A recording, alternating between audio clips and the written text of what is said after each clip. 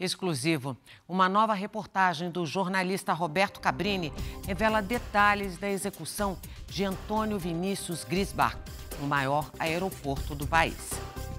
17 dias depois do assassinato do empresário, a namorada dele quebra o silêncio e conta como foi a viagem a Maceió, o desembarque em Guarulhos e os últimos momentos ao lado do homem que, 8 dias antes de sua morte, tinha terminado uma delicada delação premiada no Ministério Público.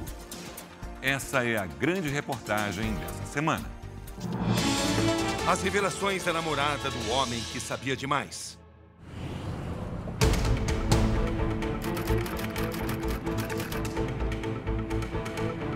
Um encontro em um lugar discreto de São Paulo.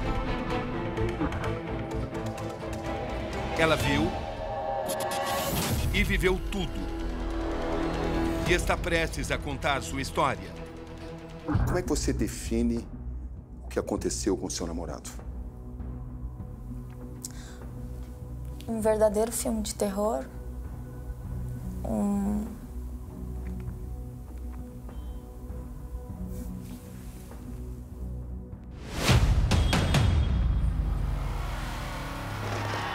Uma imagem que não sai da cabeça.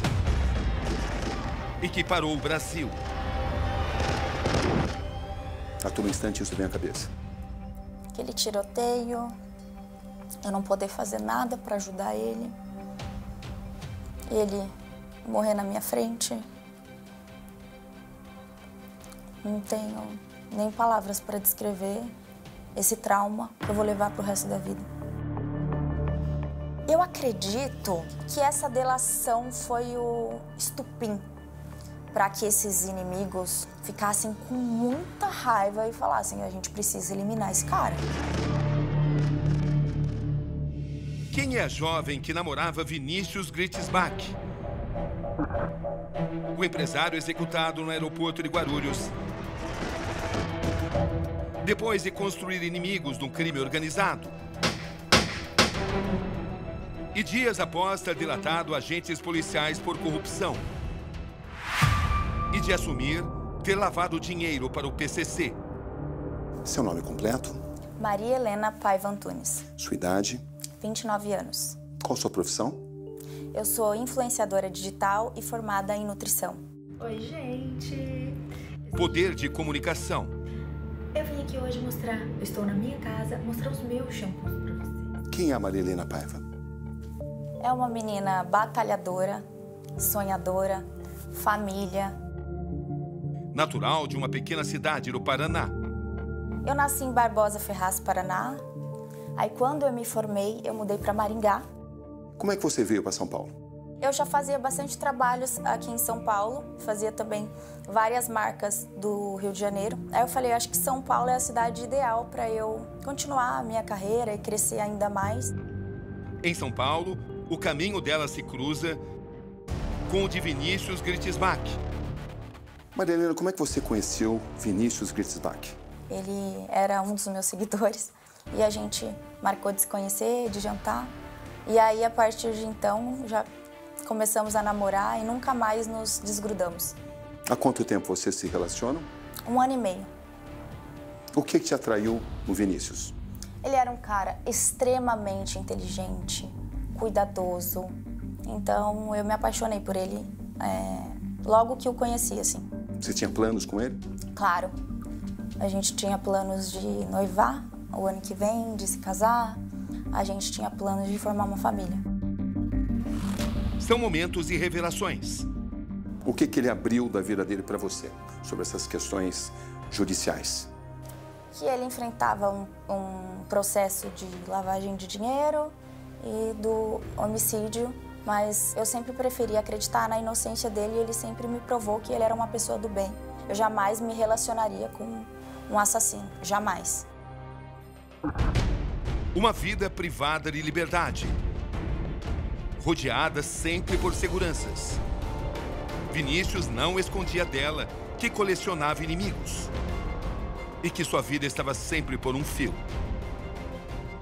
Você sabe que ele fez uma longa entrevista comigo em fevereiro. Sim. O Vinícius me contou nessa longa entrevista que ele tinha Uma relação complicada com o crime organizado e com os setores da polícia. Você sabia disso? Eu sabia que ele tinha muitos inimigos, mas eu não sabia quem era. Você sabia que ele tinha lavado o dinheiro do crime organizado? Eu questionei ele sobre isso e ele disse que em um momento da vida, eu acho que ele foi ambicioso e cometeu esses erros. Você temia que ele pudesse ser condenado? Claro, só que a gente já tinha construído uma relação, eu não ia abandonar ele naquele momento. Nos últimos tempos, ele mudou a rotina. Passou a frequentar lugares públicos. A gente estava saindo muito e ele queria viver, né, a vida. Queria sair para jantar, queria ir ao cinema, queria ir para shows. Vinícius tinha total dimensão do risco que ele corria? Eu acredito que não. Eu acredito que conforme o tempo foi passando, o Vinícius não foi acontecendo nada, ele foi desleixando. E qual era o seu nível de tensão vivendo dessa forma? Eu tive um sonho há 4 meses atrás que acontecia exatamente o que aconteceu. Não era no aeroporto, mas acontecia, que inclusive eu comentei com ele. E aí, nesses últimos dias, eu senti uma angústia, uma coisa ruim, e eu tava com muito medo. Essa viagem a Maceió? É. Esse foi o endereço escolhido por Vinícius e pela namorada por 7 dias. Um luxuoso hotel em São Miguel dos Milagres, a 2 horas da capital. A gente andava sozinho na praia, a gente chegou a ir almoçar num restaurante, um dia que a gente foi caminhar na praia, só eu e eles. A gente saiu para treinar em academias em Maceió, porque no hotel não tinha academia.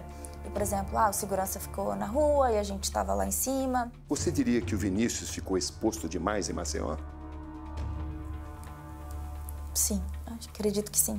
Inclusive, saímos algumas vezes da pousada para procurar a casa para a gente passar o Réveillon.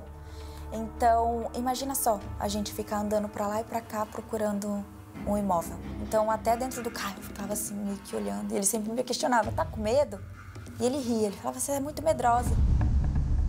Vinícius não desconfiou, mas as indicações são de que seus passos estavam sendo monitorados. Uma atitude suspeita chama a atenção do empresário. No restaurante, na quarta-feira, ele me disse, sim, que ele acreditava que um cara que estava no restaurante era muito parecido com o inimigo dele, mas no fim das contas ele falou, não é. Porque o cara fuma muito, esse cara não tá fumando, se fosse o cara ele já teria levantado outras vezes para fumar. Quem era esse inimigo que ele achava parecido com essa pessoa? Daí ele não me disse nomes, ele não falava nomes. Quando você saía com o Vinícius, os seguranças iam junto, né? Eles não tinham um protocolo quando vocês iam, por exemplo, num restaurante. Não iam segurança primeiro no restaurante para ver se estava tudo normal? Não. Não seria o normal a ser feito? Eu não sei o protocolo que eles deveriam seguir. Mas hoje em dia... Parece algo meio óbvio, assim? Hoje em dia, sim. Agora nada é descartado. Nem mesmo o fato da escolha do destino.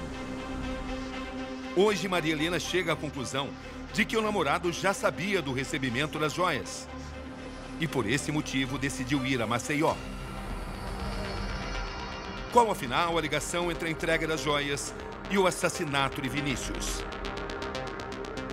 Como a viagem foi programada há 1 mês e meio, na minha cabeça, o Vinícius começou a falar dessas joias, não tinha 1 mês e meio. Foi agora mais recente. Então, assim, será que ele programou a viagem só pra gente ir ver casa, pra gente passar um tempo na pousada, ou ele já foi pensando em pegar essas joias? Eu não sei.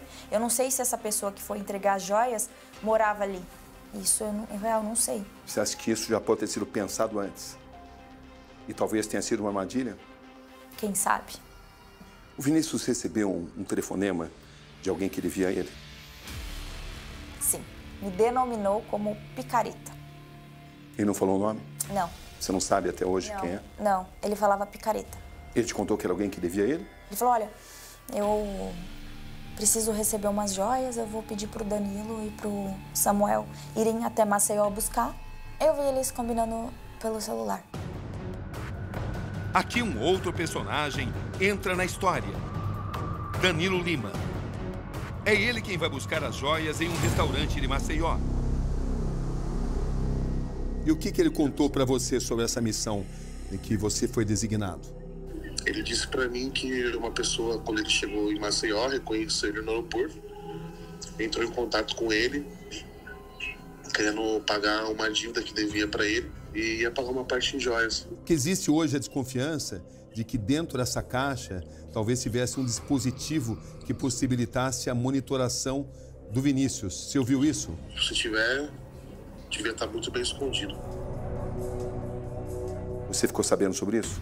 Eu acho que a partir do momento que descobri quem é que foi que entregou essas joias, eles podem ter uma resposta mais certeira. Porque até então eu não sei quem entregou essas joias, se essa pessoa tem alguma ligação com esses inimigos dele. O recebimento dessas joias deixou o Vinícius tenso? Não, nenhum momento. Ele ficou ansioso. O Ministério Público instaurou um procedimento com a finalidade específica de identificar a origem dessas joias, identificar quem repassou essas joias para o empresário Antônio Vinícius, e se o empresário Antônio Vinícius tinha negócios aqui no estado de Alagoas, com quem o empresário mantinha negócios aqui no estado de Alagoas. Sexta-feira, 8 de novembro. É hora de contar os detalhes. O que você sabia sobre os procedimentos da volta de vocês, da volta do Vinícius? Eu sabia que, como sempre, né, pegaríamos o voo. A partir do momento que chegasse em São Paulo, estaria o carro que o Vinícius andava e a viatura. 2 carros? 2 carros, sim. Com quantas seguranças? 4 no carro e no outro só eu, ele, talvez o filho que tivesse ido buscar com o sobrinho. Como é que foi o voo de volta? Como é que ele estava? Tranquilo. Dormiu praticamente o voo inteiro. Quando ele acordou foi para comer um snackzinho. Descemos do voo, normal. Aí chegou as malas. Eu achei estranho, porque o Vinícius, todas as vezes que saíamos juntos, assim, por exemplo, do aeroporto, ele pegava na minha mão. E nesse dia, ele não pegou. Algo me falou assim, reclama quando chegar no carro. Tudo é registrado. Eu toda distraída no celular, de repente eu começo a ouvir os disparos. No fundo do meu coração eu senti que era ele, que eles queriam. O Vinícius tentou correr, né? Ele até tropeça na própria perna. Só que eu sabia que era impossível. Impossível ele sobreviver no tiro. E aí eu corro junto com as pessoas, depois eu volto. Quando eu volto, ele já estava morto. Eu não quis ficar ali. Não era essa cena que eu queria ter na memória. Chama muita atenção que o Vinícius, um homem que era ameaçado, sai à frente, você fica um pouco atrás, ali com o celular. Sim. E os seguranças não saem à frente para analisar a situação, para averiguar se tudo está em perfeitas condições de segurança. Isso não aconteceu. Por quê? Então, eu acredito que eles estavam relaxados ali. Até o Vinícius, o segurança, estava todo mundo relaxado, porque eu acho que ninguém esperava que isso fosse acontecer dentro de um aeroporto. Mas para que alguém precisa de segurança se você vai sair à frente? Então, errou e errou feio. Esse erro custou a vida dele.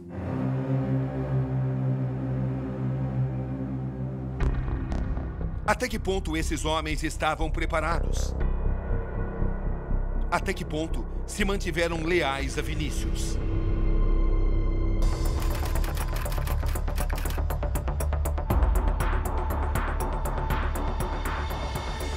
Em que momento você ficou sabendo que um dos carros havia quebrado? Ainda dentro do avião, quando pousamos. Ele não desconfiou disso? Não. Mariana, o que chama atenção é que estamos falando de alguém que corria um risco importante.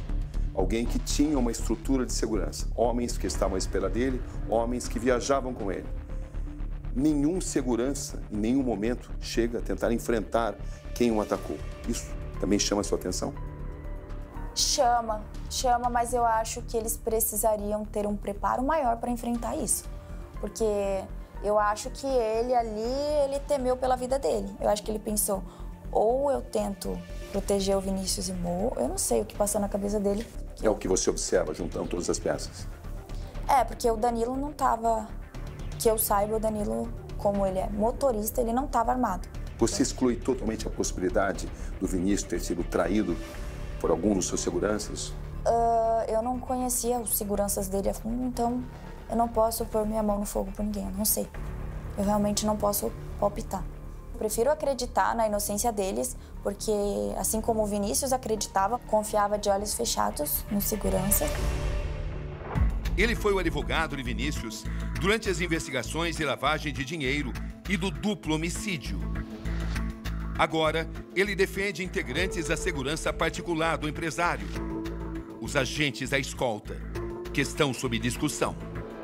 Essa é uma questão central. Por que não seguir os 3 seguranças? Facilmente explicável. Estava um motorista, o filho do Vinícius, que não via a hora de ver o pai, e um amigo que jogava videogame com ele. Então, são 3 pessoas. Quando essa turma vai para lá, quem que ia subir nela para voltar? Vinícius, namorado e 2 seguranças, são 7 pessoas, mais as bagagens. Então, não tinha como ir os 3. Até que ponto esses policiais militares, seguranças, podem ter sido corrompidos pela organização criminosa, PCC ou por setores da polícia? Eu vejo mínima das mínimas probabilidades. Mínima das mínimas probabilidades. Corrupção ou ameaça? Se você não fizer isso, mínima das possibilidades. Você sofrerá consequências? Mínima das possibilidades. O atentado no maior aeroporto do país completa hoje 17 dias. Até aqui, 5 policiais civis foram afastados. Além dos 8 policiais militares que atuavam na segurança de Vinícius. Na última sexta-feira, os PMs foram alvos de uma operação de busca e apreensão. Eles tiveram seus celulares e computadores apreendidos. Seu celular foi apreendido também? Não. Não? Não foi apreendido. Mas você nunca escondeu Jamais, seu celular? quando... Seu celular está à disposição de todos? Óbvio, óbvio.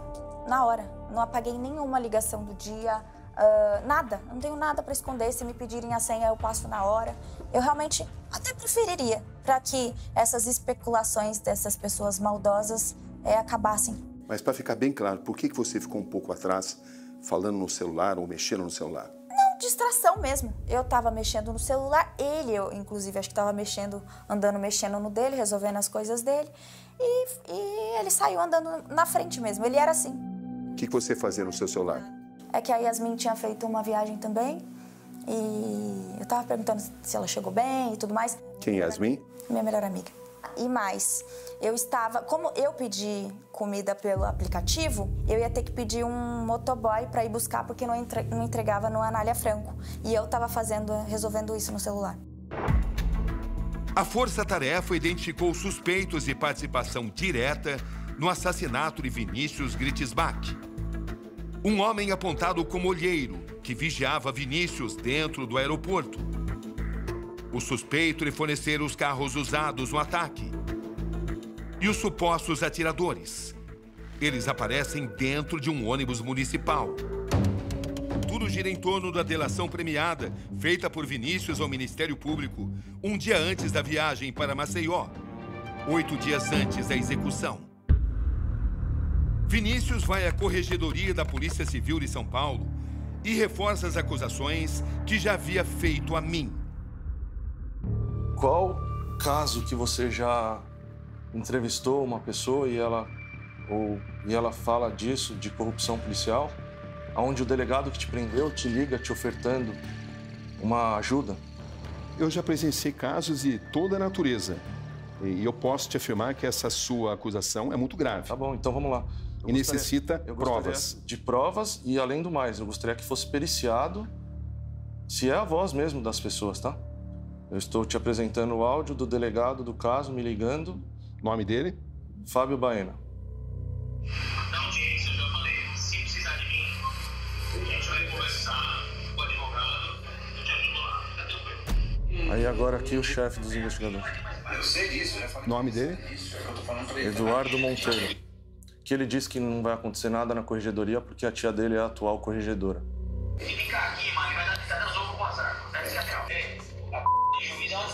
O cara, os Os caras têm um dinheiro, né? Isso que eu falo pra eles, os caras têm um dinheiro. Então, se os caras arrumar um ministro e pagar um ministro, esse é o problema. Tem cabimento um chefe de investigador falar o que ele falou agora? Se os caras comprarem um ministro, alguém, falar isso? Você sabia que ele temia determinados setores da polícia? Ele tinha comentado já que a polícia... que ele não concordava com determinadas ações da polícia. Ele falava contigo sobre nomes que ele tinha estado denunciando? Não, nem o nome, eu não sei o nome de ninguém mesmo. Tivemos acesso ao documento.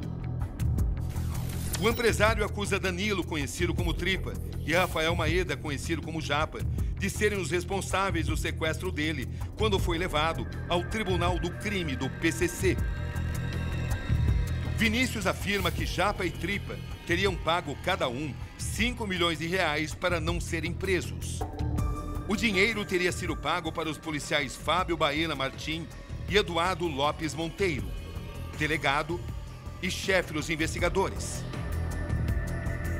No mesmo depoimento, ele conta que tinha uma coleção de 20 relógios de luxo. Quando foi preso, os objetos foram levados, mas 7 não foram devolvidos. Depois viu o policial Rogério Felício usando os mesmos relógios em fotos publicadas em suas redes sociais. O empresário encerra a declaração acusando Eduardo Monteiro e Fábio Baena de pedirem 40 milhões de reais para tirarem Vinícius do inquérito de duplo homicídio. Como é que você prova a corrupção? Da mesma forma que se eu cometi algum crime, eu quero ser julgado, processado, eu também quero que se eles cometeram algum crime, que eles venham a pagar por isso. Por que a polícia não investiga a evolução patrimonial deles? Como que um policial pode ter helicóptero? Como que ele vai trabalhar de carro blindado? Como que ele faz viagens? Por que a polícia não investiga? É o sistema? Se eu soubesse dessa delação, eu seria a primeira pessoa a falar: não vamos viajar. Não é o momento de viajar. Não é o momento de tirar férias agora. Você não sabia que tinha acontecido uma delação? Não. A polícia investiga os agentes denunciados por Vinícius e a evolução patrimonial deles. O investigador Eduardo Lopes Monteiro ganha quase 12 mil reais. Até 2022, ele era um dos donos dessa loja de carros de luxo em Bragança Paulista. No mesmo período, ele apareceu como sócio de uma construtora.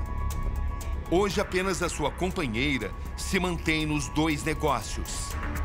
Com o salário próximo a 8 mil reais, Rogério de Almeida Felício é sócio de uma clínica de estética, de uma empresa de segurança privada e de uma construtora que ergueu 37 casas em 5 condomínios no litoral de São Paulo. Já Fábio Baena tem o maior salário, R$ 27.300. Ele é sócio de uma única empresa de monitoramento. São absolutamente caluniosas e falaciosas as acusações feitas contra o Dr. Baena e contra o investigador Eduardo. Saliente-se que todos esses fatos já foram alvo de apuração perante a Corregedoria da Polícia Civil. Todas as pessoas mencionadas foram ouvidas, negando qualquer tipo de ato ilícito, qualquer tipo de irregularidade ou arbitrariedade praticada por ambos. E nada obstante, meus clientes terem sido ouvidos recentemente porque estão à disposição da Corregedoria e da Justiça, o que se aguarda, o que a defesa espera é que novamente esse feito seja arquivado. Procurado, o investigador Rogério Almeida não se manifestou até o fechamento da reportagem. Maria Helena assiste às suas reações ao ver o namorado assassinado.